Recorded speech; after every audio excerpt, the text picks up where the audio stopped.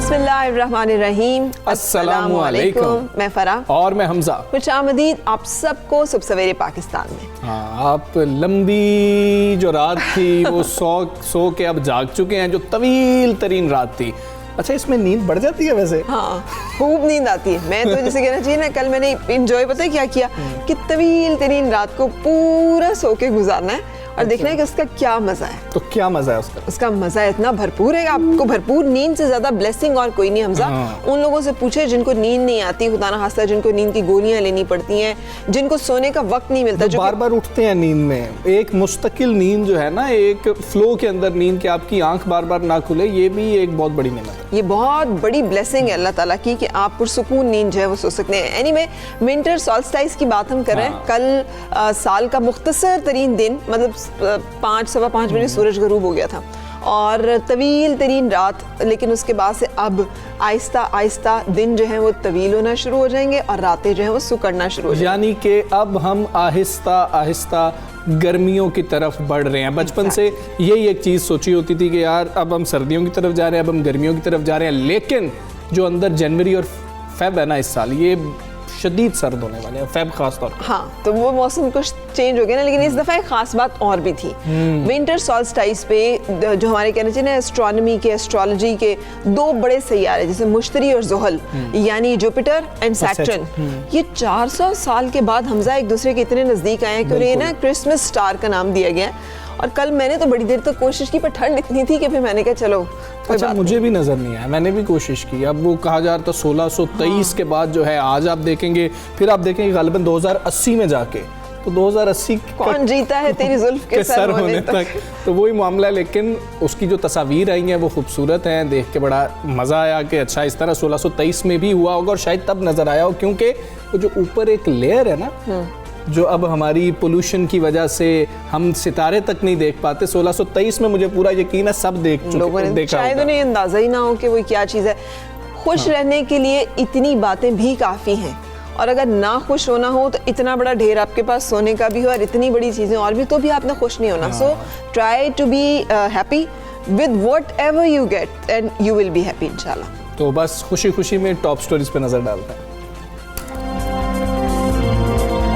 बरतानिया में corona virus की सामने आने वाली नई शक्ल काबू से बाहर हो गई। बरतानवी हेल्थ सेक्रेटरी ने आइंदा चंद माह को मुश्किल करार दिया। लॉकडाउन मजीद सख्त कर दिया गया।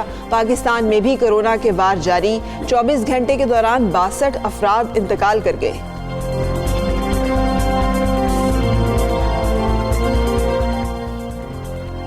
पाकिस्तान शहद की पैदावार वाला मुल्क बनने को तैयार। करोड़ों डॉलर आमदन होगी। वज़ीर आज़म इमरान खान ने बिलियन ट्री सुनामी शहद मंसूबा शुरू करने का ऐलान कर दिया। सालाना 45 अरब मालियत का हज़ारों मेट्रिक टन शहद मुख्तलिफ ममालिक को एक्सपोर्ट किया जाएगा। 70 से 80 हज़ार अफराद रोजगार हासिल करेंगे।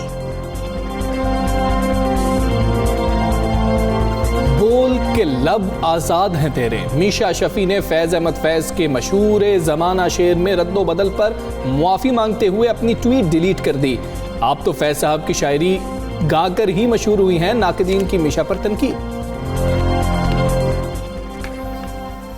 जी, बोल के लब आज़ाद है तेरे, लेकिन इतने आज़ाद नहीं होना चाहिए कि आप कुछ भी बोलते चले जाएं, उसकी एक हद ज़रूर होनी चाहिए। खैर, हम टॉप स्टोरीज़ आपको हमने दिखाई और अब बात करेंगे सबसे बड़े ख़तरे की, जो हम बात करते हैं कोरोना वायरस की। वज़ीर आला पंजाब सरदार उस्मान अहमद खान बुज़दार भी कोरोना वायरस का शिकार हो गया। और देखिए, ये जो हम कह रहे थे ना कि हाई प्रोफाइल या फिर ऐसे लोग जो कि बहुत एहतियात भी करते हैं, हमने वज़ीर आला उस्मान बुज़दार को कभी मास्क के बगैर भी नहीं देखा, बहुत ज़्यादा उनकी जो मसरूफियात हैं उसमें भी नहीं देखा, लेकिन बिलाखिर वो भी इसका शिकार हो गए। कोरोना टेस्ट मुस्बत आने पर उन्होंने खुद को करंतना कर लिया।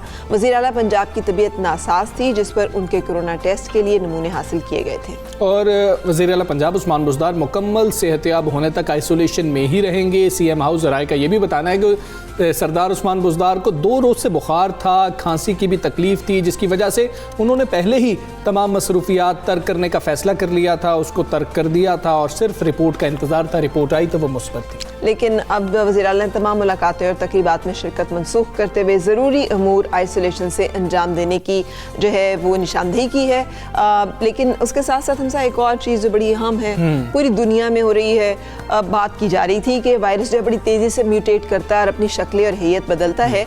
लेकिन कोरोना वबा की तबाहकारियाँ दुनिया भर में जारी हैं और बरतानिया से जो इत्तला आई है कि वहाँ कोरोना वायरस की सामने आने वाली नई शक्ल काबू से बाहर हो चुकी है। चूँकि मेरी बहन भी कैंट के इलाके में लंदन में ही काम करती है NHS में, उसने मुझे इससे पहले ही बताया था जब ये रिपोर्ट होना कि हम लोग यहाँ पे एक नया वायरस टाइप जो है वो डिटेक्ट कर रहे हैं और उसका स्ट्रेन बड़ा ख़तरनाक है और वो बड़ा तेज़ी से इफेक्ट करता है। ये किस्म 70% ज़्यादा तेज़ी से फैल रही है। और हमने बरतानिया के अंदर, यूरोप के अंदर ये देखा था कि कितनी जल्दी से पहली लहर के दौरान भी कोरोना फैल रहा था और ये उससे भी 70% तेज़ी से फैल रहा है। और इसके हमने देखा कि बाकी ममालिक भी जो हैं बहुत ज़्यादा संजीदा हो गए हैं। आप देखें कि फ़ज़ाई ऑपरेशन जिस तरीके से मुअत्तल करना शुरू कर दिया गया, बरतानिया में लॉकडाउन को भी मज़ीद सख्त कर दिया गया है। इस नई किस्म में 23 जो हैं वो मुख्तलिफ जीनियाती तब्दीलियाँ हुई हैं। इनमें से बेशतर का ताल्लुक वायरस के उन हिस्सों से है जो वायरस को इंसानी खुलियात जकड़ने में मदद देते हैं। यानी ये ज़्यादा सूरत के साथ, ज़्यादा तेज़ी के साथ, ज़्यादा फैलाव इसका होगा, ज़्यादा इंसानी ऑर्गन्स को अपनी लपेट में और अपने गिरफ्त में ला सकता है। हेल्थ सेक्रेटरी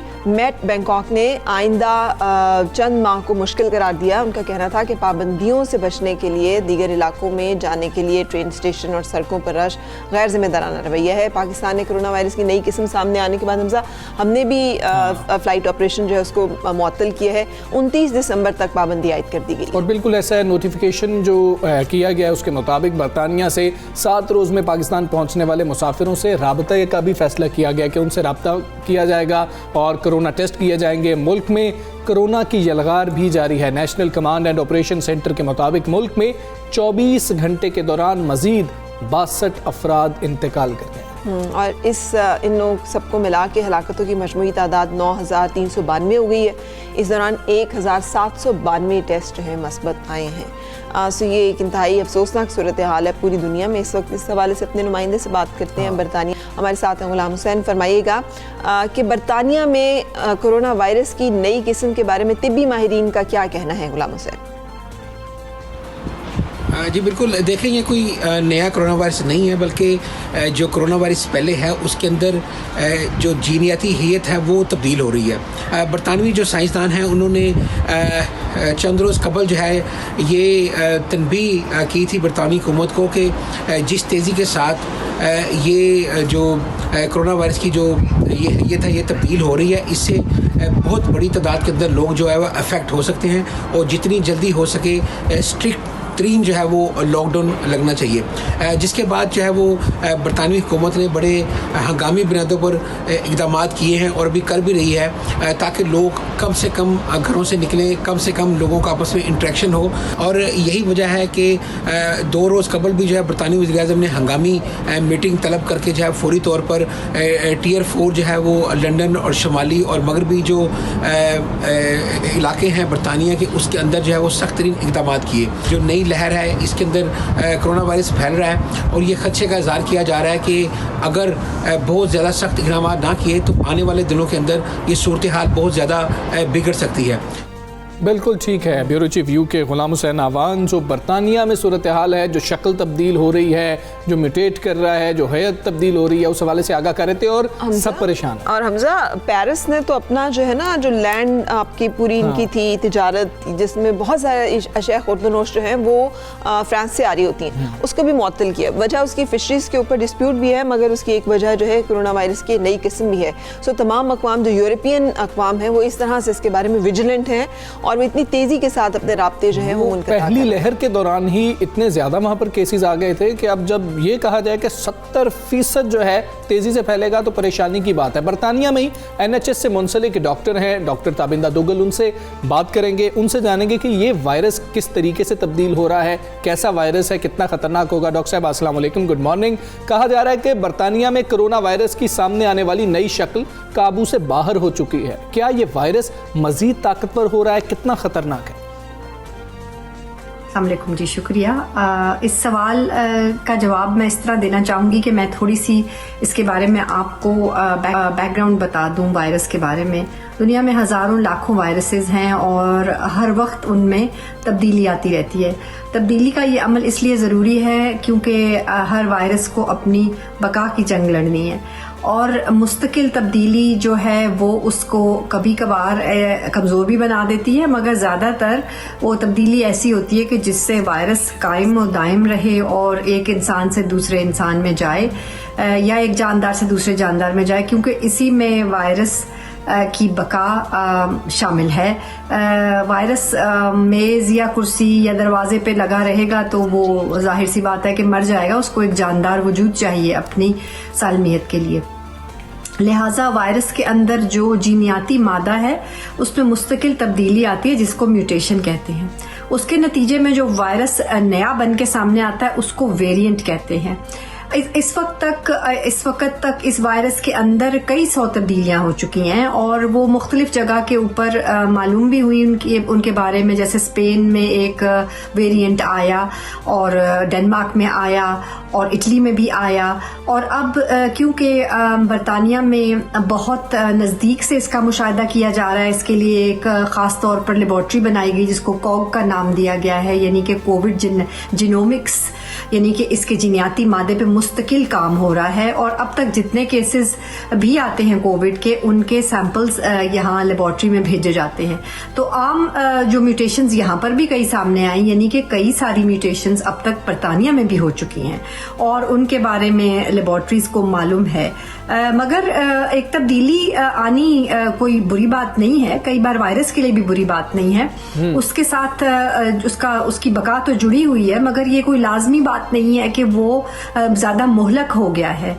अलबत्ता ये ज़रूर है कि वो तेज़ी से फैल सकता है। ये वायरस ताकतवर हुआ या नहीं हुआ, इसके बारे में ज़्यादा तो यही लगता है कि ताकतवर नहीं हुआ मगर तब्दील हो गया है। बिल्कुल सही। एक बहुत बड़ा जो सवाल ये है कि बरतानिया मेरा ख्याल दुनिया के वो पहला मुल्क था जहाँ पे वैक्सीन लगाना शुरू की गई। फाइज़र आप लोगों ने लगाना शुरू की। पहली बात तो ये कि ये वैक्सीन जो है ये किस तरह से असर कर रही है, और दूसरा ये जो नई किस्म है, अब ये सवाल तो ज़रूर उठ रहा होगा कि ये वैक्सीन इस नई किस्म के लिए भी इफ़ेक्टिव होगी, सूदमंद होगी या नहीं। इसके बारे में क्या ख्याल पाया जा रहा है? जैसा कि आप जानते हैं कि वैक्सीन आए करीबन 2 हफ्ते हो चुके हैं और उसका एक लगाने के लिए तरीका बनाया है उम्रों के हिसाब से और बाकी जो बीमारियां मौजूद हैं एक इंसान में उसके हिसाब से बनाई गई है। एक तफसील बनाकर गवर्नमेंट की तरफ से सेहत के इदारों की तरफ से बनाकर दी गई है। और वो वैक्सीन जो है वो फाइज़र की वैक्सीन है जो जर्मन साइंसदानों ने बनाई, 2 तुर्की ओरिजिन के 2 साइंसदानों ने बनाई फाइज़र के साथ मिलकर। और इस वैक्सीन की बचाव का जो तनासुब है वो 95% है, यानी कि ये बहुत अच्छी वैक्सीन है। और जो लोग 65 साल से ऊपर हैं उनमें इनका 100% बचाव है। लिहाजा वैक्सीन एक बहुत ज़रूरी चीज़ है जिसके लिए हम सबको अगर हमें ऑफ़र की जाए तो हमें उसका फ़ायदा उठाना चाहिए। अब रह गया कि ये वैक्सीन काम कैसे करेगी। अब अगर आप देखें तो जो वायरस है उसके अंदर कुछ हिस्से हैं, तकरीबन 30 के करीब हिस्से हैं, और उनमें से एक हिस्सा जो है वो स्पाइक प्रोटीन कहलाता है, यानी कि वो एक कील है जिसको उसने सेल में जाके, इंसान के सेल में या किसी जानदार के सेल में जाके ठोक के अंदर घुस जाना है। यानी कि वो एक चाबी है उसके पास जिससे उसने सेल का ताला खोलना है और अंदर जाना है। जो वैक्सीन बनी है वो उस चाबी के खिलाफ बनी है, यानी कि वो अगर वायरस इंसान के जिस्म में दाखिल हो तो पहले से ही सारे ताले लग चुके हों ताकि वो चाबियां ना लग सकें। लिहाजा अब तक तो यही क्यास है और यकीन भी यही है कि जो तब्दीली वायरस में आई है वो उस चाबी के एरिया में आई है जिसके साथ के वो सेल के साथ जाके अटैच होता है। तो अब तक ये क्यास है कि ये वैक्सीन उसका काम करेगी। तो लिहाजा जैसे कि मैंने पहले कहा, अगर वैक्सीन के लिए बुलाया जाए तो ज़रूर जाइए, क्योंकि ये वैक्सीन बचाव देगी। बिल्कुल ठीक है। डॉक्टर ताबिंदा दूगल हमारे साथ तो मौजूद थी, NHS बरतानिया से आपका ताल्लुक है, वहाँ पर आप खिदमात अंजाम दे रही हैं, और उन्होंने कहा कि तब्दील हो रहा है, लेकिन क्या ज़्यादा सख्त होगा, ये कुछ भी कहना कबल अज़र। इस वक्त कोई भी कुछ नहीं कह सकता। ये वायरस जो है इसने आउटस्मार्ट कर दिया है पूरी दुनिया को। पूरी दुनिया के साइंसदान, तिब्बी माहिरीन, बड़े बड़े इंजीनियर्स, मिसाइल, एटॉमिक बॉम्ब, सब पीछे रह गया है। अगर कोई चीज़ चल रही है इस वक्त, तो वो इस वक्त पेंडेमिक चल रहा है कि दुनिया में वबा और उससे निपटने की क्या इकदाम किए जा सकते हैं, किए जा रहे हैं, और हर एक उसके बारे में लाचार है।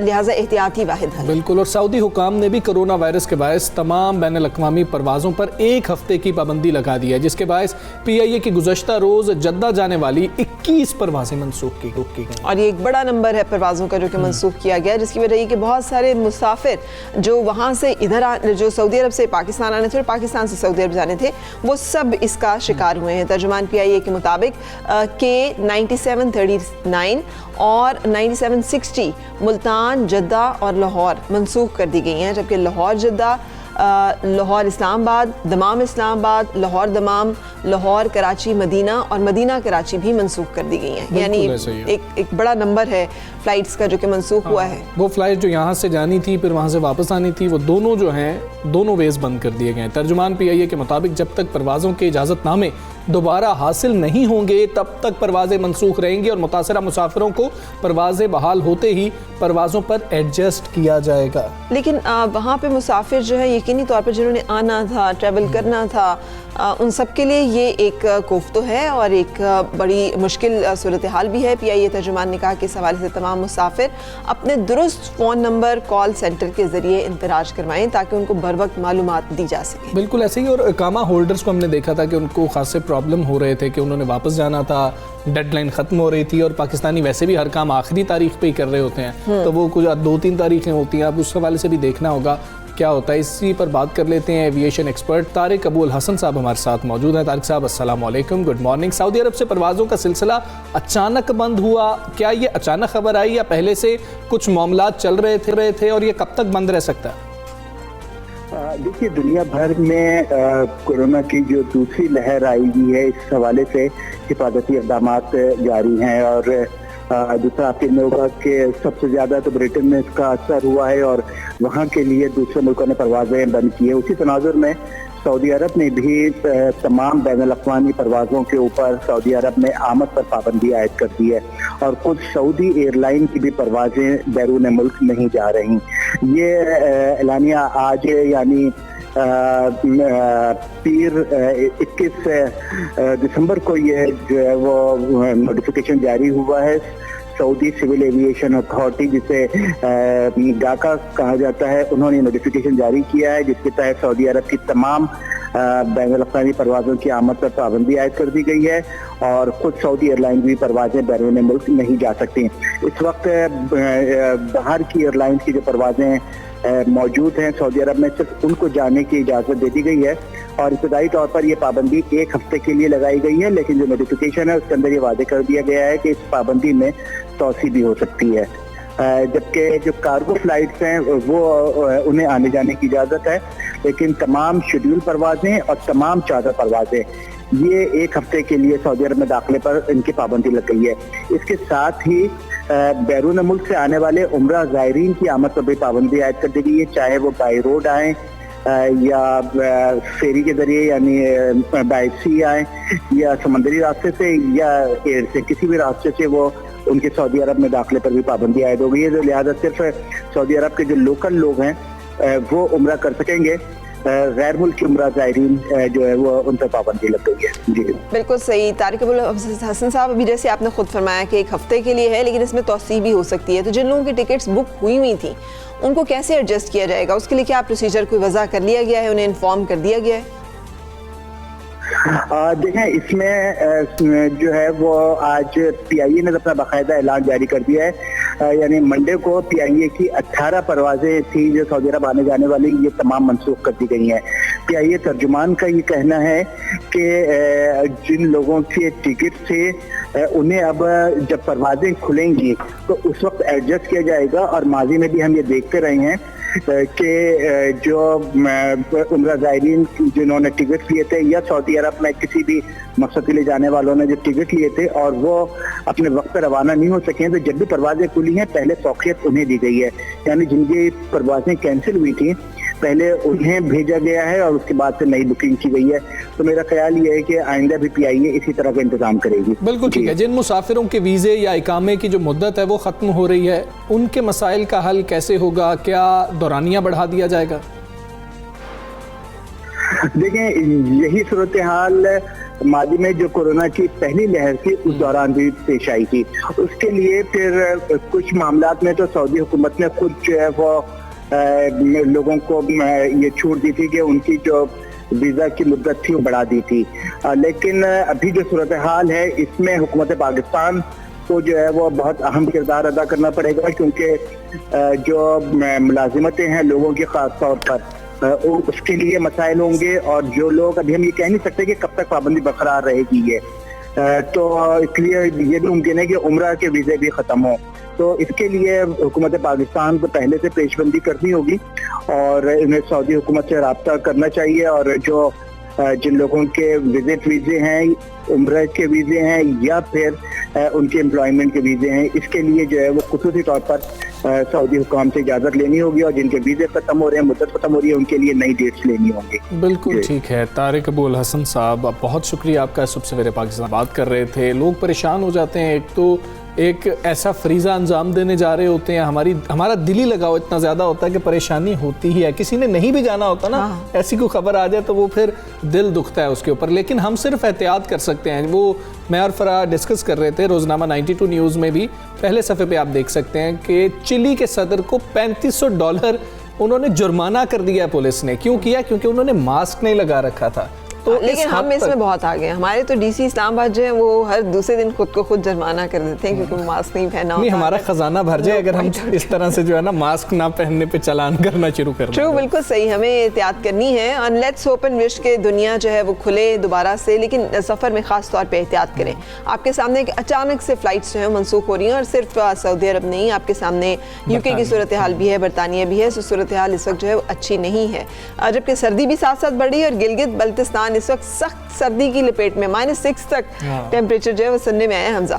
और सर्दी से बचने के लिए वहाँ के लोगों का ना एक अपना लाइफस्टाइल होता है, उनकी अपनी खुराक होती है। यॉक का एक तो गोश्त इस्तेमाल किया जाता है, दूसरे से ख़ास अंदाज में खुश्क करके इस्तेमाल करते हैं जिसे निसालूं कहा जाता है। और ये गोश्त कैसे बनता है और लोग कितना पसंद करते हैं, महराज आलम ने खुसूसी रिपोर्ट तैयार, हम भी देखते हैं, आप भी देखिए। गिलगित बल्तिस्तान के बलाई इलाकों में सख्त सर्दी का राज, दर्जा हरारत -6 तक गिर गया। शदीद सर्दी से बचने के लिए कुव्वत बख्श खुराक का इस्तेमाल करते हैं, जिसमें से एक निसालू का गोश्त भी है। सर्दियां शुरू होते ही गिलगित बल्तिस्तान में यॉक, गायें और बकरियों को ज़िबा करके गोश्त को मखसूस जगह रखकर सुखाया जाता है, जिसके बाद सूखे गोश्त को खास अंदाज में तैयार करके सर्दियों में इस्तेमाल करते हैं। निसालू के गोश्त से रिश्तेदारों, हमसायों और अपने दोस्तों को दावत पर मदऊ किया जाता है। नसालो गिलगित बल्तिस्तान का कदीम रवायती रस्म है और नसालों के बगैर गिलगित बल्तिस्तान की सर्दियाँ गुजारना मुमकिन नहीं है। नसालो जो है एक रस्म भी है और एक बहुत बड़ा हम इसको तारीखी इवेंट समझते हैं और मोहब्बतें बढ़ती हैं।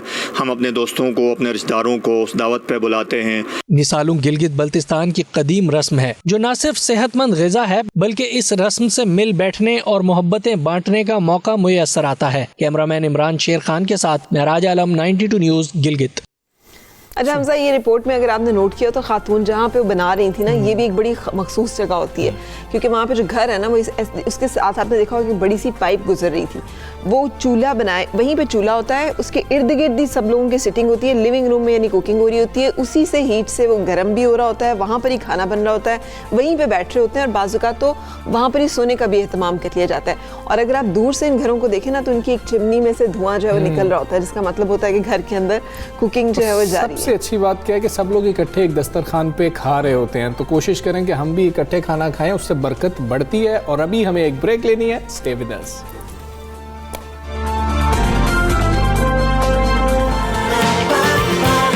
सुबह